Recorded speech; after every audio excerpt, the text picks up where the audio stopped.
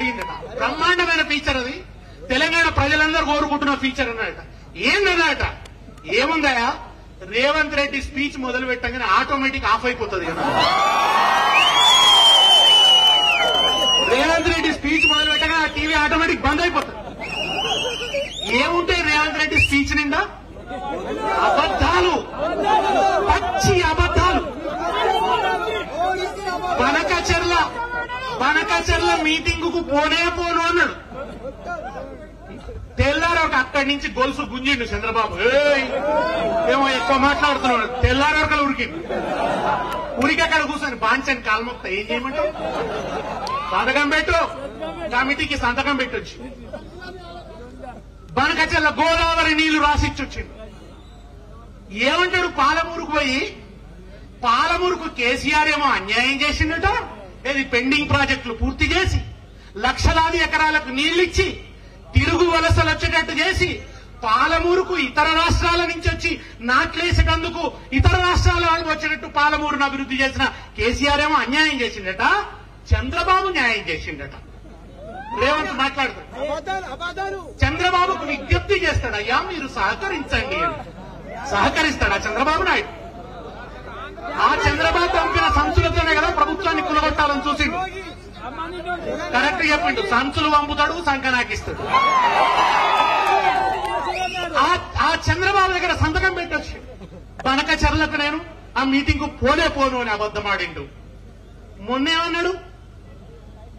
Cinema వాళ్ళు విడుదల కాగానే టికెట్ల రేట్లు పెంచడానికి వీల్లేదు అన్నాడు. ఇప్పుడు హరిహర వీరమల్లు అనగానే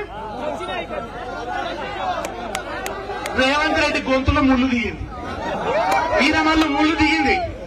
ఇప్పుడు రేట్లు పెంచుకోవచ్చు. పవన్ కళ్యాణ్ అయితే రేట్లు పెంచుకోవచ్చు. పవన్ కళ్యాణ్, రేవంత్ రెడ్డి, చంద్రబాబు నాయుడు నుంచి మోడీ దాకా ఒకటే బంధం ఉన్నది. ఒక బంధం నడుస్తున్నది. ఇవాళ తిరిగి తెలంగాణలో తెలుగుదేశం జెండా ఎగిరేయాలన్నది వీళ్ళందరి కుట్ర. కేసీఆర్ ఇక్కడ తెలుగుదేశం లేకుండా చేసిండు.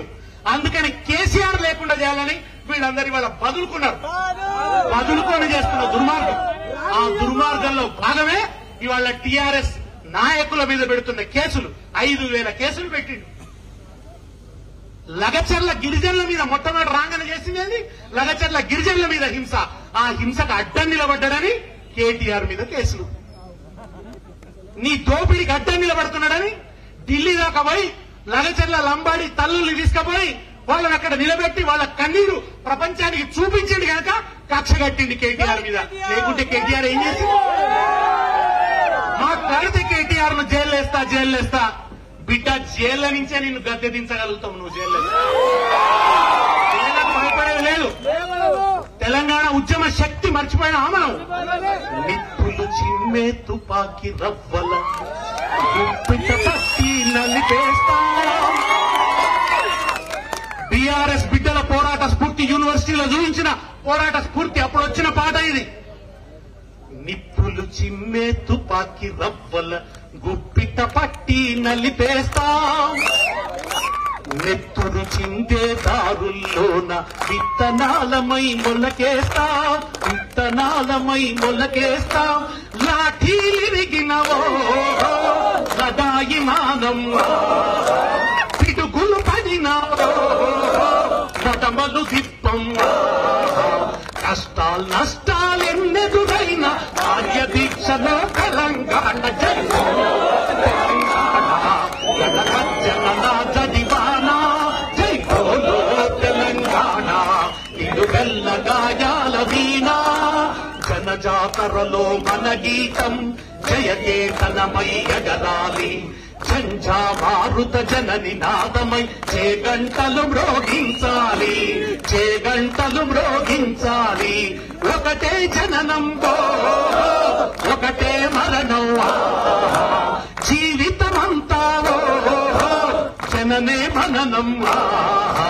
కష్టాలు నష్టాలెన్నెదురైన కార్యదీక్షలో తెలంగాణ కడగజ్జల జడివానా జై బోలో తెలంగాణ.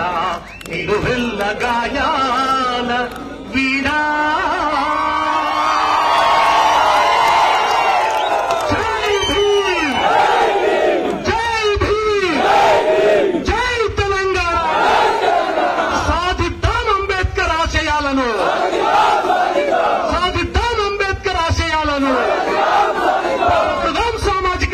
కోసం జోహార్ తెలంగాణ అమరవీరులకు, జై తెలంగాణ. Thank you sir. చాలా బ్రహ్మాండంగా మా టీఆర్ఎస్ పార్టీ కార్యకర్తలందరిని ఉద్దేశించి మరొకసారి ఉద్యమ స్ఫూర్తి నింపినందుకు ప్రత్యేక ధన్యవాదాలు తెలియజేస్తున్నాను. మరి పొద్దున్న నుంచి ఇంత వర్షం పడ్డా బైక్ల మీద ఆటోలలో వచ్చినటువంటి రామన్న స్పీచ్ వినాలి, రామన్న చూడాలని వచ్చినటువంటి స్వాగతం చెప్పాలని చెప్పి తెలియజేస్తా ఉన్నాను. జై తెలంగాణ, జై తెలంగాణ. పెద్దరాజు కాంప్లెక్స్ మీద వాళ్ళు మనోళ్ళు కాదా? జై తెలంగాణ. అక్కడ మీద వాళ్ళు జై తెలంగాణ. ఆ ఎన్నుకున్న అక్కలు గట్టిగా పిడికిల్లే ఉండాలి. జై తెలంగాణ, జై భీమ్. వెనకాల ఉన్న వాళ్ళు గట్టిగా లేవట్టాలి. కాంగ్రెస్ ఫ్లెక్స్ గడువులు ఇంకా గట్టిగా లేవట్టాలి. జై తెలంగాణ.